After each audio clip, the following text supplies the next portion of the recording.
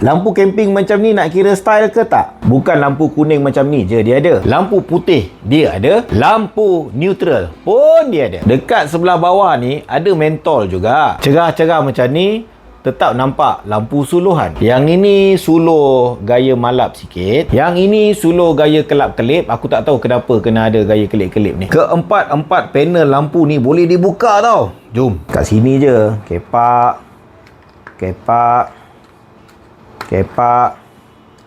Kepak. Kod lah kata nak digantungkan dekat atas kemah ke, dekat atas apa benda ke, boleh je. Andai kata selera nak buat macam satelit letak atas meja macam ni, boleh je. Nak ngecas dia, boleh Type C dekat sini. Type A kita gunakan untuk cas keluar. Tapi nya benda lah ni ringan. Jadi aku agak yakin kapasiti bateri dia tak besar. Jadi janganlah kau nak berharap sangat dia boleh bertahan lama ataupun nak buat power bank yang berkesan. Kat belah atas dia ni pula ada panel untuk solar. Wow! Tapi tu dia benda-benda yang harga murah macam ni, aku tak berharap sangat solar dia tu boleh pakai. Pendapat korang macam mana? Letakkan di ruangan komen.